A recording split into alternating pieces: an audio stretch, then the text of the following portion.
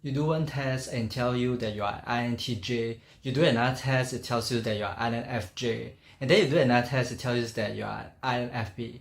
And guess what? When you do the last test, it tells you you are an extrovert, you are ENFP. You ask yourself, what's wrong with all these tests? Why do they keep giving me different results? What's my MBTI type exactly? If you are confused with your MBTI type, in this video I'll tell you why. At the end of the video, I will also share another method that is not test-based to help you clarify your MBTI type. So let's go. So first of all, MBTI is about preference. And people sometimes are confused about what preference is. Your natural preference is not what you wish you were. It's not what you admire to be. So if you're an introvert and you wanted to be an extrovert, or you are an extrovert who wants to be an introvert, you don't do your test based on what you want to be. Preference is also not what you can do or what you cannot do. For example, I used to be an accountant and I'm great at it, but I don't like to do things that are too routine, or I have spent my days reading the financial statement. I prefer to do things that are more creative, and creativity is not that needed in accounting, other than, well, perhaps creative accounting. But you get what I mean, right? My mind's preference is to do something more creative, like daydreaming, like conceptual stuff, more towards the intuitive side, less to the factual, practical, and sensing side. What you prefer to do, what you like to do, and what you can do, and what you're good at doing are different.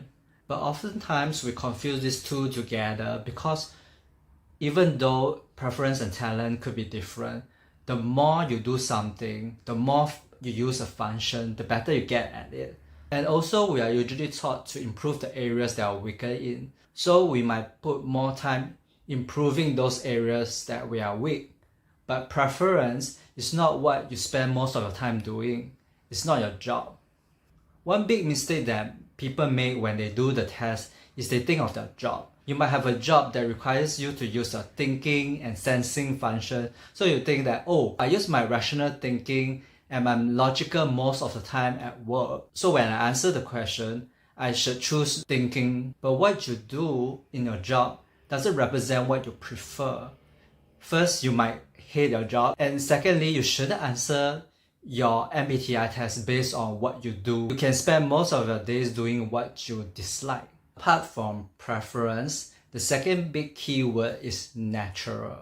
MBTI is about natural preference. If you are confused with your MBTI type, you might not know what's natural to you. Natural preference is more than what you like or dislike. It's more than what you desire or don't desire. It's not like today I want to eat Chinese food and tomorrow I want to eat Western food. Your MBTI type is not like your food preference. It doesn't change as you grow. For example, I can write with my left hand and I can also write with my right hand. But what's more natural at birth is my left hand. No one tells or teaches me how to use my left hand. It's just something that is natural to me. For some of us, we have been trained out of our natural preference. For example, my friend used to use his left hand when he was young, but he was punished and so he became a right-handed. And just because you're forced to use your right hand, it doesn't mean that your left hand is not the most natural for you. Sometimes we don't know our natural preference because we have been confused by what other people want from us, like our family, like our teachers, or like the society.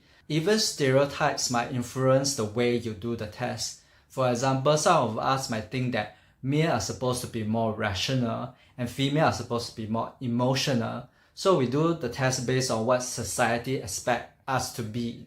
Also, we might have circumstances in our life. It requires us to use our other function more to help us live a more balanced and fulfilling life. It is beneficial to use your opposite function, but that doesn't mean it's natural to you.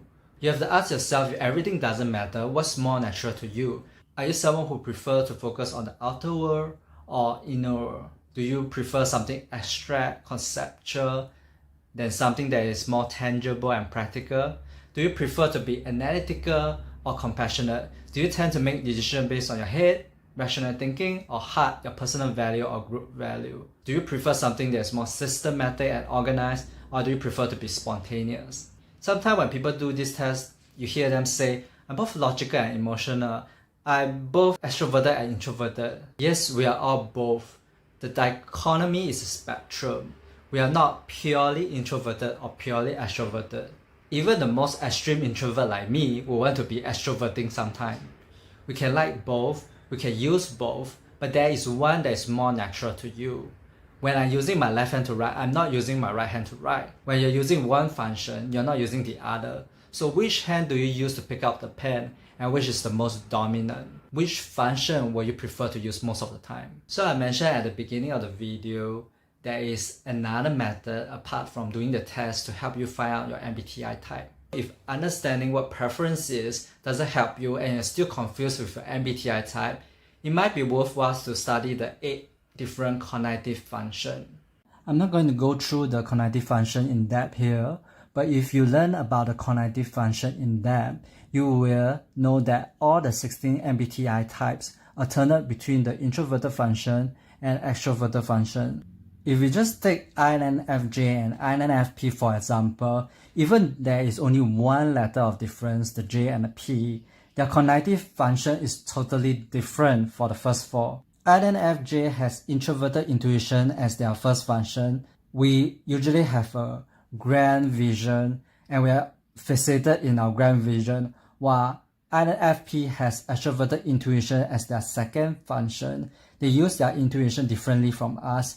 They like to explore different possibilities. So they are very good at brainstorming ideas, while INFJ prefer deep reflection and insights. Also, if you look at their feeling function, INFJ has extroverted feeling, which we focus more on group harmony and the needs of other people, while INFP has introverted feeling. They also have empathy, but they focus more on their personal value. When you do MBTI test, it's easy to mix up your second function with your third function. For example, when I was in college, I did the MBTI test and I get INTJ instead of INFJ. So INTJ has the same first and the fourth function as INFJ, but their middle function is TE, extroverted thinking, and FI, introverted feeling. Why INFJ, especially the male INFJ, tends to get INTJ instead of INFJ is because we rely on the first and the third function. When we use our introverted function, we tend to use the other introverted function too. It's more accessible this way. When INFJ do this, they tend to get into analytical mode. So when I do the test, I thought I was analytical. I must be a thinking type. But actually my feeling and thinking, the result is like 51% and 49% because I also focus a lot on other people's needs. It's also very important to me and it's what I prefer. Especially for male INFJ, we tend to be confused with T and F because of what society prefers in men. Like, men are supposed to be the more analytical and rational. So when we do the MBTI test, we might do it according to what the society wants from us instead of what we really prefer. Like I've said, I'm not going to go into deeply into the cognitive function here. If you're confused between 2 or more MBTI types, read the first 4 cognitive functions. The first 2 functions especially, and see which one resonates with you. And the details of this cognitive function you can search online.